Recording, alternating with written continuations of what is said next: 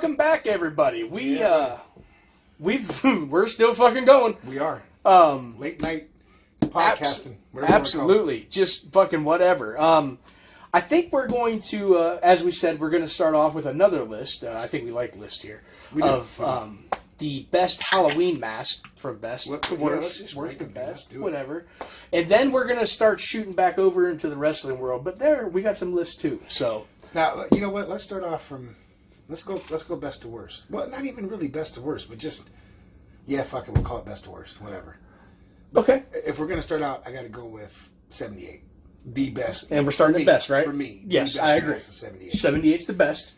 It's going to go in order a little bit for me, with the second one being Halloween 2. I like that mask a lot. I like the look of it, which basically was the same mask. It just had sat under a bed for years. Right. So, of course, it got fucked up and crusty looking and everything else. So, okay, I got to differ on this one. Okay, so, for me, my good. Second favorite mask is 6. That's a good one. I love that I have mask. that one, too. That's a good one. I do. I like that one a lot. I do. All right. So, we got, obviously, 78. We got 2, and then we got 6. See, 3 for me, man, it gets tough. It gets tough. I probably would have to go with, you know what? I got to go with 2018. I really, really like that mask. And honestly, that's one of the best fitting masks I think that they've ever made. Like, because I have the first one from 78. I had the original one from years and years ago. Okay. Sadly, it pretty much looks like what it would look like 40-some years later now, sadly. We didn't preserve things like we do now. We didn't appreciate them as much as we do, you know? So, it doesn't look as good. But the 2018 mask just fits so fucking good. I think it's a great looking mask. Mm-hmm. So for me, it would be 78, Halloween 2, and then 2018 so far. Okay, so for me, it was 78, then it was 6, and I have to agree, number 3 would be 18 for me, 2018. So then I guess I will go with my number 4. Yeah, what you got? So my number 4... Damn, that's tough, because I really don't like too many of the masks after that, to be honest. It gets tough, man. It really does. It gets very tough. I did not like the movie, but I will go for my number 4 will be the mask that Doogie, whatever the fuck his name was. Dave Ferret. Dave Ferret. Yeah. I like Young Michael from Rob Zombie's version. Yeah. Yes, I liked the mask before it got all petrified and putrefied. So I liked how it looked in the beginning. So that will be my number 4. For me, my number 4, I got to go with 6, like you said, man. I really like the look of that. Yeah. A lot of people didn't like that one, but I don't know. There was something about that mask. I own that one. I have 78. I have Halloween 2, which is signed. And I have Halloween 6. Nice. I have a couple of variations of shit versions, too, that I use for skits and stuff. But I would like to get 4, and I would like to get Resurrection, because I like the Resurrection mask, too. Okay. Although that's going to come up in this list anyway. So, you're number 5, sir. Okay, so my number 5, I'll throw in 2. That's my number 5 is 2. All right, I don't know, man. And the one, because I have the one with the blood tears, and I love that. Yeah, I love that, and it's signed by Dave Warlock, which is cool as fuck to me. That is awesome. So for mine, I'm number 5 now too, right? Yes. I'm losing track too. Probably gonna have to go, and I know it's an unpopular decision, but that's okay. Number 4. I like number 4. No, it's. I know everybody says the eyebrows are terrible and it just looks like a very, very plain version. But again, think about this. 78 happened, and then Halloween 2 happened. So we continue that same story. Right. Okay, but then you're talking 10 years later. Right. And Michael Myers now is a well-known serial killer and all that. So they're going to make masks based on this person. So it's not going to be screen accurate like it was in the movie, right? It's going to be a little bit different. 78, 88, we're talking 10 years apart, right? But what throws me off is, why the fuck would you do that? You had your town was fucking victimized by this man. Right. But let's sell the fucking... It is true, but then it's the same way as saying, all right, well, look, they made a John Wayne Gacy mask. He was a real-life killer. Good point. That's true. In whatever town he's from, they're probably running around talking about, I'm a crazy killer clown. They don't fucking care, So but you're right, though. Why the fuck would you sell a Michael Myers mask in Haddonfield? Like the town that should have banned Halloween. And it did eventually. Right. But god damn it, dude. Maybe they just figured, you know what? He was gone. It's been 10 years. Dude's disappeared. Right. Let's make a mask of him because it's going to be a hot seller. Well, guess who came to buy it? Actually, guess who came to steal it? Steal it. You motherfucker stole it. Michael Myers did when he came back. But yeah, I got to go with 4. I don't know. I like it. Okay. So then, this would be my number 6, I believe. I'm gonna go with. I haven't said 4 yet. So for my number 6, I'll go 4. Okay.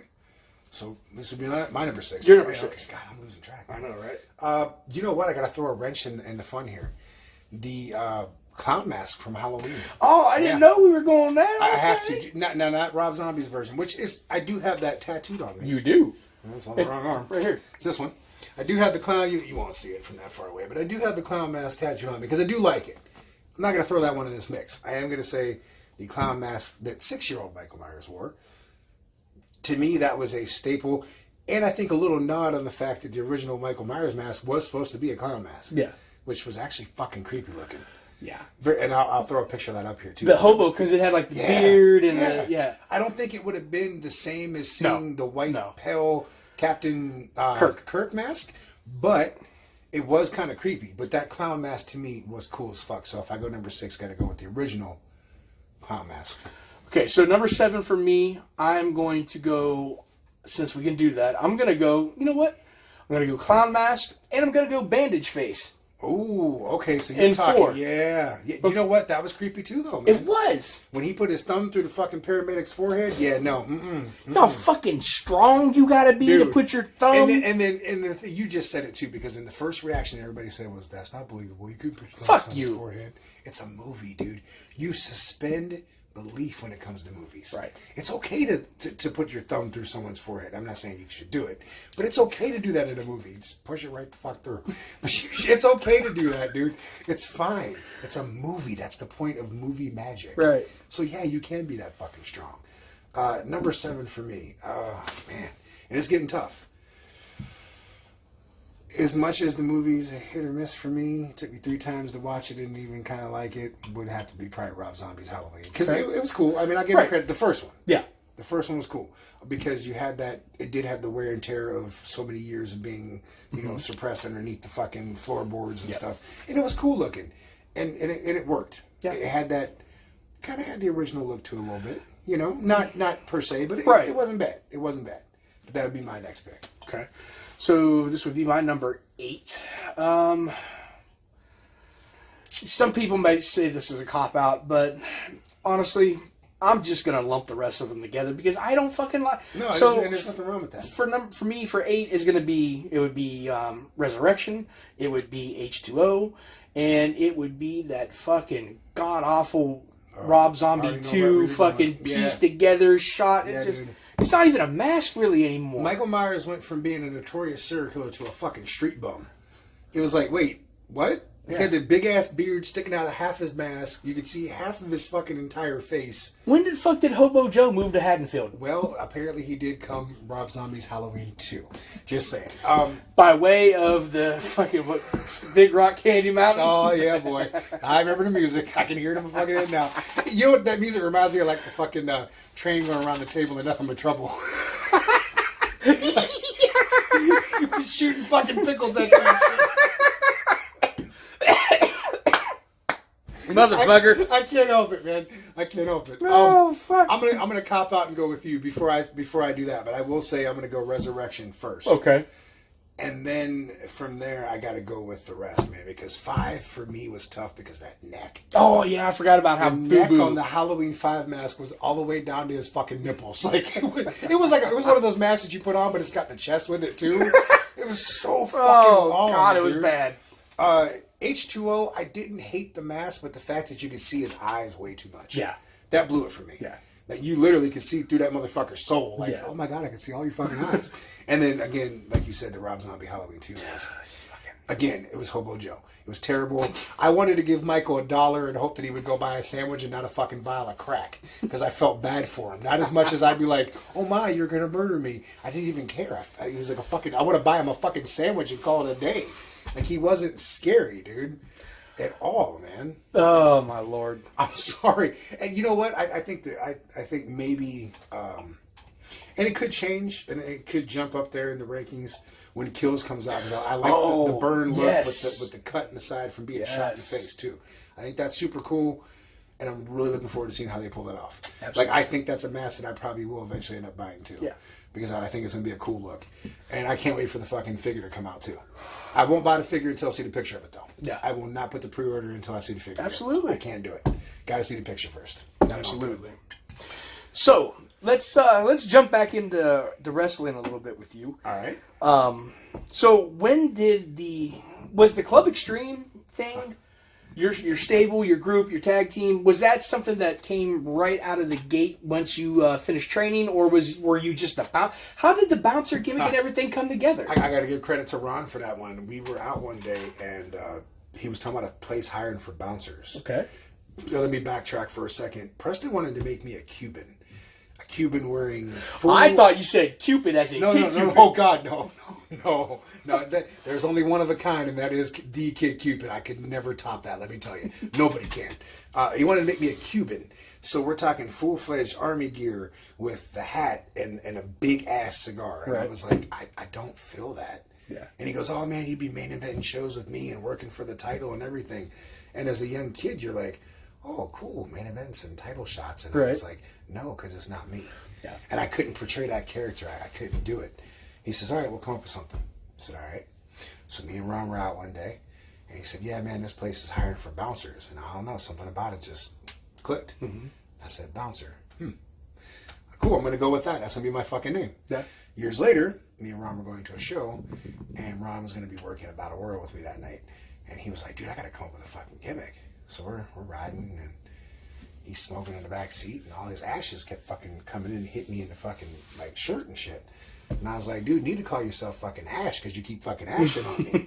And it just happened. You know, Bouncer and Ash. And it was, we went to this place in 99, like, towards the end of 99, and they started, it was odd. It was like May of 99. They didn't start back up again until 2000.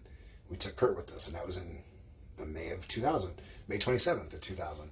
So me and Kurt have been tag team for 21 years. Okay, so Ash came before Kurt then? Yes. It was Bouncer and Ash. It was Bouncer, Ash, and Fury. And they brought us with a random girl named Paris, the Cajun Goddess. Sweet girl, but we didn't want her as part of our group.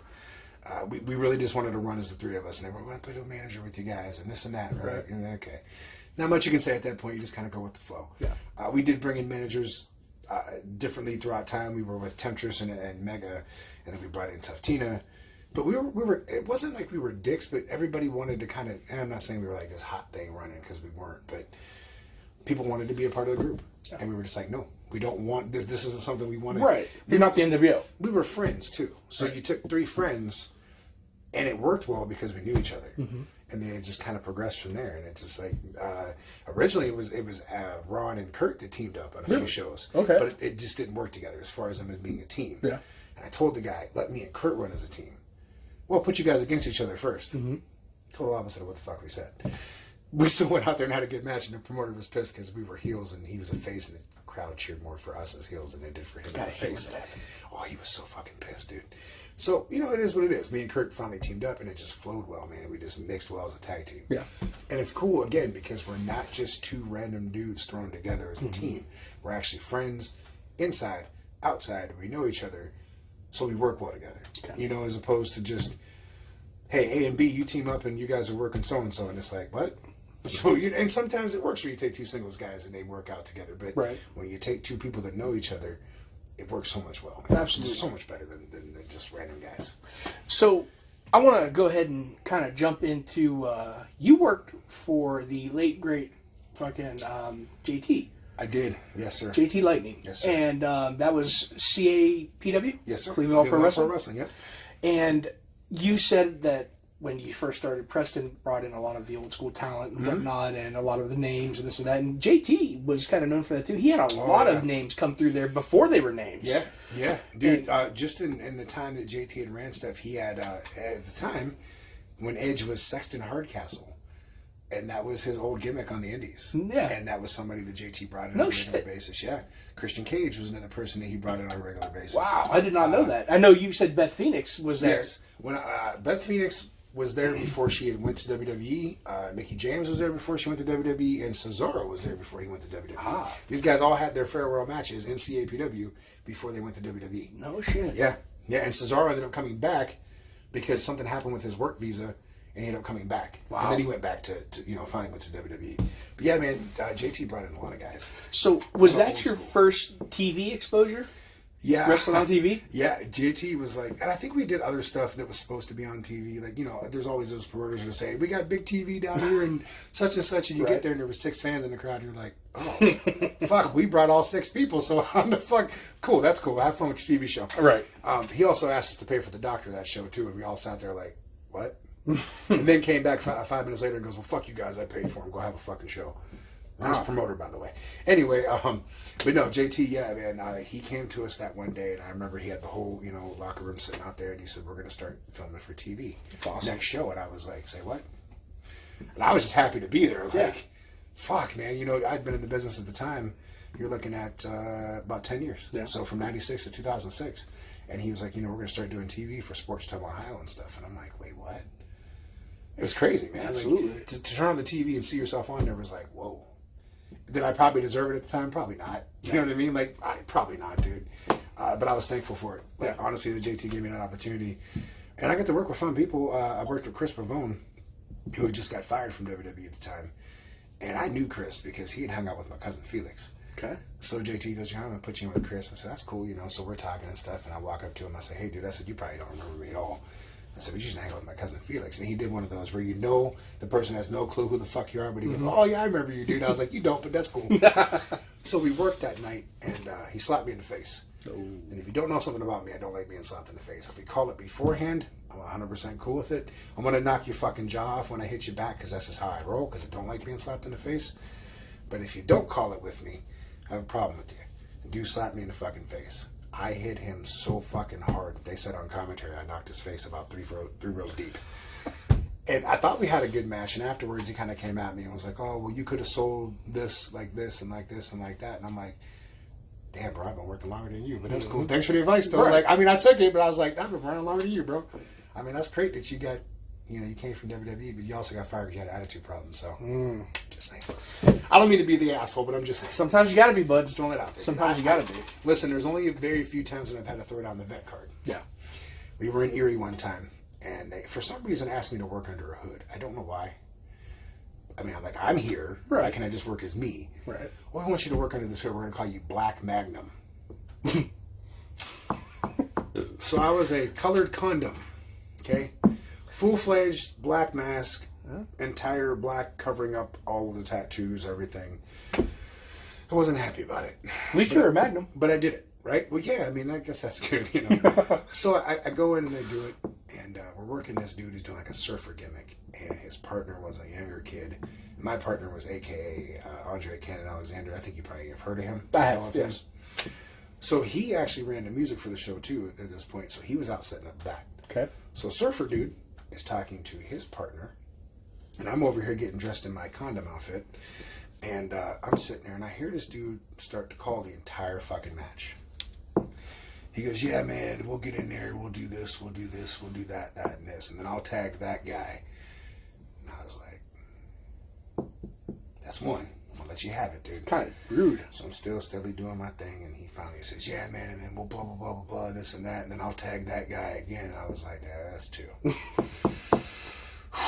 So now I'm starting to get pissed, and I'm like, all right. So I hear him say it again. I said, time out, dude. I said, who are you, and how long you been in the business?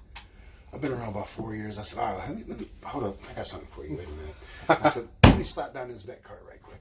I said, I hate to be that fucking guy, dude, but who in the fuck are you to call a fucking match, number one, without everybody involved? Mm-hmm. And number two, I have a fucking name, dude. Yeah.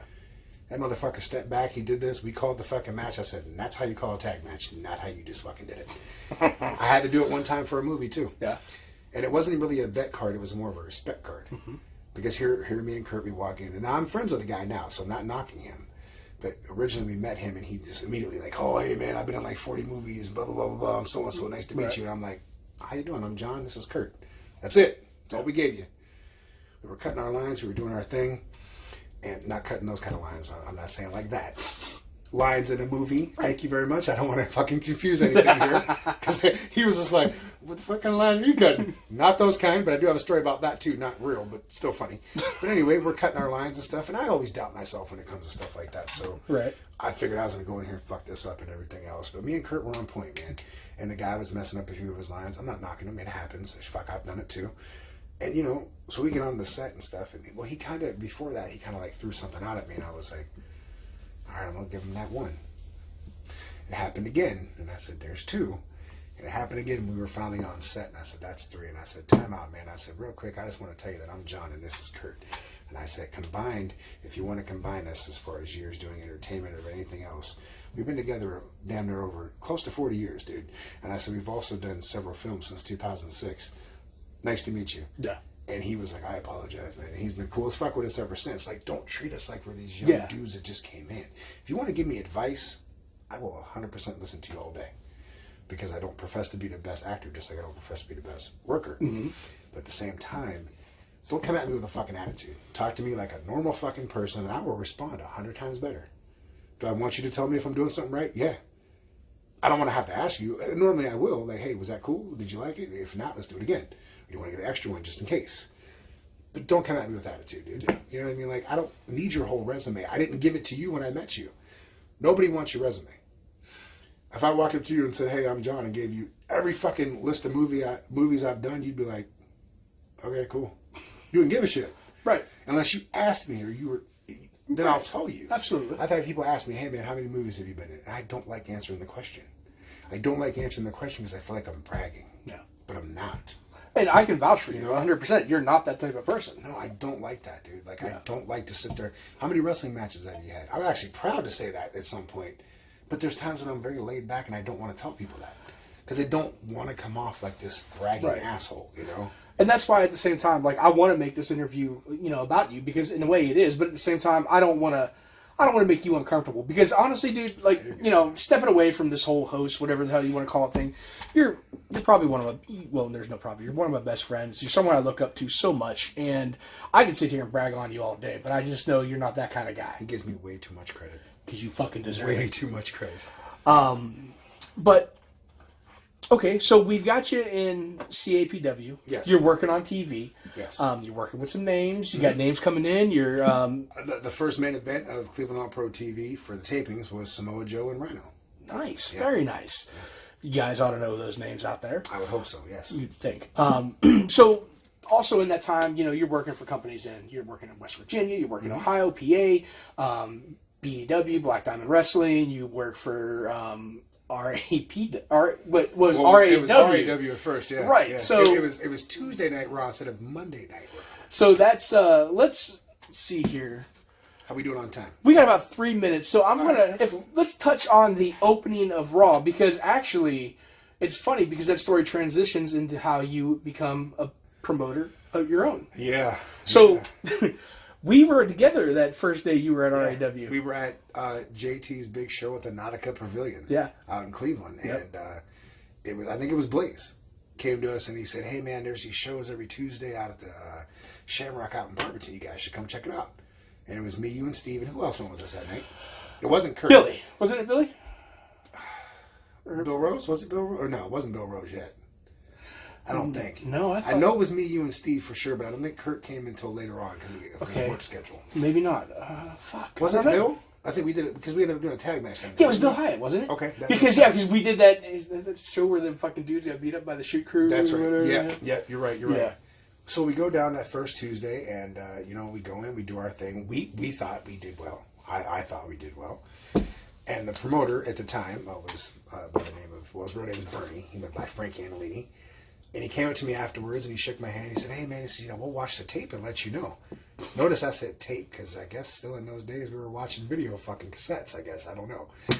And I looked over at Blaze and I was like, you better get your boy, dude. Like, he just said he'll watch the tape and let us know. And like, I wasn't being cocky. I'd been in the business damn near 11 years at the time. And I'm like, I think I got more seniority than all the guys here. Absolutely. So Randy went over and said something to him. He was like, hey, man, like, he's been around a while, dude. Like, and Frankie came over. He was like, man, my apologies. You guys can come back any Tuesday. And we literally went every fucking Tuesday after that. For what? I think Man, well, we're not going into my time, but I'm thinking, 4 or 5 years of every Tuesday? Yep. With the exception of I would take a break in December for a couple of weeks because I just was burnt out by that time. Yes, sir. And then it turned into a funny story. One night we did a Halloween show. We did Halloween shows there. We just decided to just say screw all the storyline of wrestling and just basically have fun, man, and just dress up like your favorite wrestlers and go out and have matches, and the crowd ate it up. And Frankie came to me the one night and he said, hey, man, he goes, listen, he goes, I'm getting back with my ex-wife. I'm starting this new job and I want to ride off into the sunset. And I'm like, why are you telling me this, though? And he's like, because I want to pass this off to you in the near future because I just don't care about it and you do. And I was helping him with booking prior to this. It was a very hard process, though. And I kind of helped with booking right when we came in the door. Not ever for myself, though. I just want to throw that out there. It was for the rest of the roster and storylines for everybody else, not for me. Just wanted to make that very clear. And I said, okay. And he said, the very near future. And I'm like, all right. So we shook hands. We went about our way. We came back and we had a show. And he goes, at the end of the night, he shook my hand and goes, it's yours. See you later. And he left. I said, what the fuck happened to the near future? It was a week later. So here I am now in charge of this place. I start the following week, and then the first thing I did was went in there and told everybody that here's how it's going to be. Right. Just because we're cool outside of this, don't think that I'm going to push you and give you this huge favoritism because you're my friend or what have you or whatever. And everyone's face dropped. And I said, that's not how I'm going to do things. If you don't like what you're being put in as far as a storyline, if you don't like doing this or you don't like doing that, there's 2 doors out of here. Yeah. One right there and one in the front. And everybody's whole demeanor changed. And I didn't do that to be an asshole, because if you're watching this, you're probably thinking, oh, geez, what a dick, right? Mm-hmm. It wasn't like that, dude. Frankie is a nice fucking guy, but he was a pushover when it came to people complaining. So if Tony went to him and said, hey, man, I don't want to work this guy, he would change it for you like that. I didn't do that. If I put you in with somebody, you're working that person. If you don't like that person, you better squash your fucking beef before you go out there. Right. Just how it was, dude. And things worked so much better. And then a few months later, things kind of happened with me in my life, and things were kind of flipped upside down. And at the same time, as much as I didn't want to be there, it also helped me at the same aspect. Like, it helped me get through what I was going through in life and stuff. So here I am now, fucking 11 years in September, and I'm still running this place. And the one thing that I tried to keep that he asked me was to always please make it a place where people had a chance, whereas some promotions won't give you a chance. Yeah. He says, I want you to leave it a place where people have a chance to come and work. Somebody, basically like the Isle of the Misfit Toys, you'd be considered that type of person in the wrestling business, and you wouldn't get booked elsewhere or whatever. He wanted me to leave it open for people like that to get a chance. And that's... I've always kept it that way. You have, and that's one of the things that, I've seen so many people shit on the guys that are at APW, and just, they don't belong in there and this and that. And I've been told that I don't belong in the business. Oh. Dude, here's the thing. We talked about this before, and I know some of it got cut because of, some issues and stuff. But look, dude, I've been told several times that our promotion and myself, we are those small fish in the big pond. I'm okay with that, though. Like, I've been on the indies for almost 25 years. I've never once had a dark match or a spot with WWE. I've never had any kind of opportunity with AEW or any other big promotion, but I'm not sitting here pouting about it or crying about it, because I'm literally happy with everything that I've done and achieved. It may not be much to anybody else, but to me it means a lot, And you got to think about the people, and, Brandon said this kind of too, it might have been Damon, I don't know, but you got to think about the people that you've touched over the years. Because, you really have. If you think about it, man, I know, I've seen the kids that look up to you, at your shows and everything else, and just, okay, so what? You weren't on a WrestleMania. Who cares? Right. And I'm okay with that. Again, when you first start out and you want to do this and stuff, your ultimate goal is I want to wrestle for WWF, right. And I want to be on WrestleMania, like you just said. But then you start to get into this and you realize that I'm not cut out for that type of stuff yet. Right. And maybe I never will be. But I'm okay with that. You reach a point, dude, you've been around for 10, 15, 20 years and so on and so forth, and you've never reached that goal yet. I'm not saying you can't try. I'm not saying you have to give up. But you reach a point where you realize that you don't need that. Yeah. Just be happy with what the fuck you've done. Instead of sitting there pouting about, well, if I don't make it to WWE within the 5 years I start, then I fucking quit. You might as well quit now. Because you're not, dude, you know how hard it is to make it to that level? Yeah. Look at the guys that have. And God bless the dudes that have. Ray Rowe, Johnny Gargano, guys like that. Good fucking workers. They came from Cleveland. EC3, guys like that. I've worked with all those guys, man. Oh, even all of them. I mean, my claim to fame is WWE. Well, sadly, right now, former WWE referee Jake Clemons. Yeah, started out in RAW. Yes, he did. And his very first match that he refereed, I was in. Yeah. So I mean, it's cool. He and Jake, I wish nothing but the best for that kid because he's a good dude. Yeah. And I was sure sad to see him get let go. I was. I think we might actually see him on AEW at some point. I really do. I'd like to, what I know he is coming back to Cleveland tomorrow night. Well, tomorrow night. When you see this, it will be since that time, but. He is going back to Cleveland, where he's from. June 18th, Friday. Yeah, there you go. When you see this, it might be like August or something, but still. Maybe Jake will be heading back to Cleveland in August, too. Who knows? Right. But I wish the kid nothing but the best. Good kid, man. When good things happen for good people, you're happy for them. Absolutely. When the person's a dickbag, I won't say the same. We'll just leave it at that. But he's a good kid, and he deserved it. Now, you might not notice him as a referee in NXT, but if you remember back to when... Seth Rollins on Monday Night Raw was doing the Monday Night Messiah. Yep. He was the referee that had the shirt ripped off, and he had the Messiah shirt. Yep. Good fucking dude. Follow him on his socials. Go find him. Absolutely. Jake Clemons. Most definitely. But I think we were overtime, right? Yeah, so we're going to go ahead and wrap this one up. We're going to come back, and since it is almost 3 o'clock, we're going to finish up a few things, and we'll go from there. All right. See you in a bit.